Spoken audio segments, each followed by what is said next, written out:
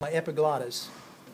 Give me that model right there because I'm going to be kind of referring to this as we go through it. Yeah, I'll put it right there. Put it down here. On an exam, if I put a piece of tape pointing right there, what would you think I would want? External. Nose. The nostril. External nares. Yep. Now, what if I put the pointer in there, or a piece of tape in there? Not there yet. Nasal. That is called the nasal vestibule. One of our body's vestibules is the nasal one. And what grows out of the nasal vestibule? Hair. Yeah, hair. And the older you get, the more grows. I guess you need more protection the older you get or something, but anyway. Hormonal changes, stuff like that, starts to grow faster. Once you pass from there into this area, you're in the nasal cavity, or as they call it, the nasal cavity proper. And the shiny stuff you see there would be the pseudostratified epithelium covering everything. Be a lot of blood vessels in there, but the bony structures in this right half here, you'd have in life you'd have a nasal septum right there, of course, but the bony things are conchae, C-O-N-C-H-A-E. I don't know if the book points it out, but some text will call them turbinates. Turbinates, I guess, because they look like a turbine or something, but they're little shelves of bone. In between them are air passageways, and those are called, there's a concha there.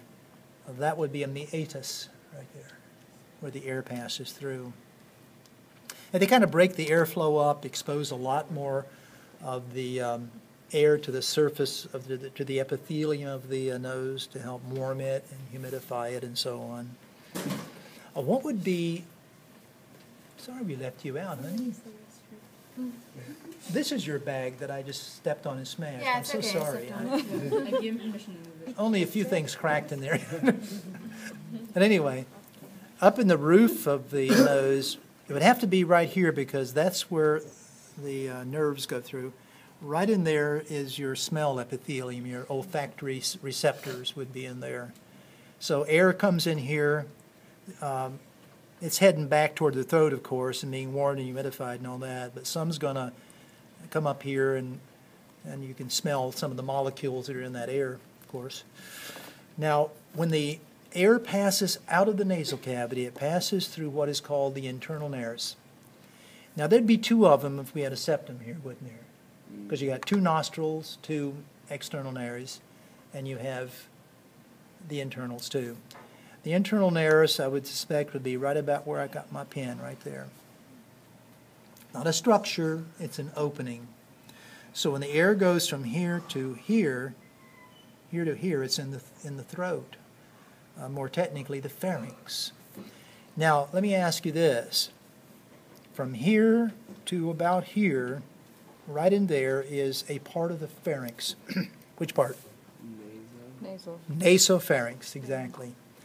So if on an exam, you either see a piece of tape pointing in there asking what part of the pharynx is this? Nasopharynx. Sometimes you'll see a piece of tape spanning the entire thing and asking what part that is. Read the question carefully. If I put a pointer here, I don't want it auditory tube or adenoid or something like that. I would want the part of the pharynx, and that would be the nasopharynx. If I put a piece of tape on this structure, that would be the adenoid or pharyngeal tonsil that I want right there. Notice the crypt. See it right there? There are a lot of them in there, of course, but when air comes in here, the little bacteria come flying back through here, they get caught in those crypts, and then they are destroyed by your immune system.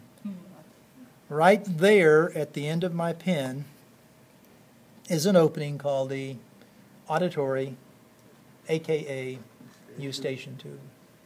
Where does it go? What is it going to? Middle ear, right? You come on down. While we're doing this right here, if I can hold on to this pen, while we're doing this here, we got a bony separation between the oral cavity and the nasal cavity. bony what? Palate. Hard palate. Bony or hard palate, okay. Back here is the soft part. Muscular, yes, but soft palate. What is the tip or the little point that hangs down on the back of your throat, which is the tip of that palate, that soft palate? Uvula. U-V-U-L-A. As I said before, when you swallow, one of the things that happens is a soft palate goes back against your throat and blocks the passage of food into the nasopharynx, directs it down this way. If you think about it, when you swallow and kind of concentrate, you can feel that happening in your throat. You can feel it pressing back against the back of your throat. Yes, ma'am? You know how like those weird kids can like put spaghetti through their nose and their mouth like this? Uh-huh. How can they do that if that blocks